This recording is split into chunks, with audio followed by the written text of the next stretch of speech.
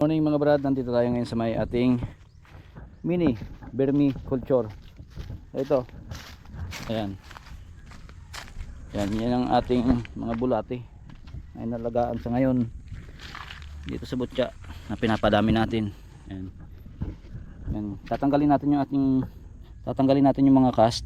Yan, ito yung cast ng mga bulate. Ito yung binibenta per kilo nito ay nasa 25 hanggang 40 per kilo. Bali, gagawin natin ngayon dahil sinalakay ng langgam, daming langgam. Gagawa natin sila ng panibagong substrate. Kasi itong substrate nila ngayon sinalakay ng langgam. Yan, papakita natin yung mga bulate. Ayun o. Ayan, ang dami yan. Yun, ayun, lalaki. Tataba na. Ayan, mas madami pa yun mamaya. Makikita natin. Ito yung ating vermi or night African night crawler. Ayan, may mga bulate, malulunte, kumbaga. Ayan, dami nila. Ayan o. Ayan ang ating mga vermi. Ayan. Yan dami o, parang spaghetti o. Ayan. African night crawler tawag natin dyan. Tawag ng iba dahil aktibo sila sa sa dilim, sa gabi. Ililipat natin dito sa bagong substrate nila kasi tinanggal natin yung mga sumalakay na langgam. Meron pa nga rin buhos na. Buhos mo. Buhos mo. Yan, buhos mo. Yan. Yan, yan na sila ulit titira.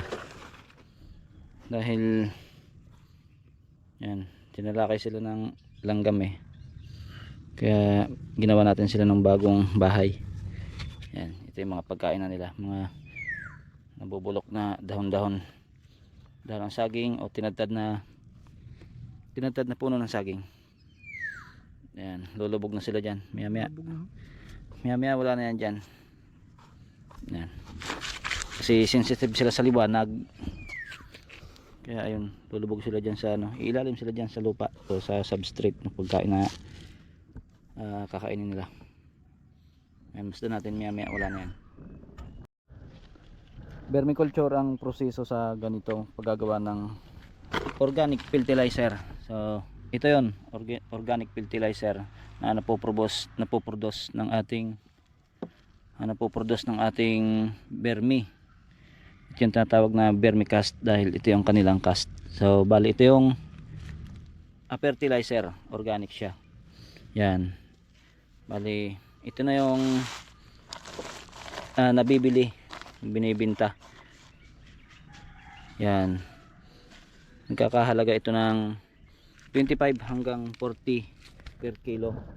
Yan, sa ngayon di pa tayo makapagbenta dahil wala pa tayo masyadong napoproduce na vermicast, dahil sa ngayon pinapadami pa natin yung ating mga producer na ating mga African night crawler o yung ating mga vermi.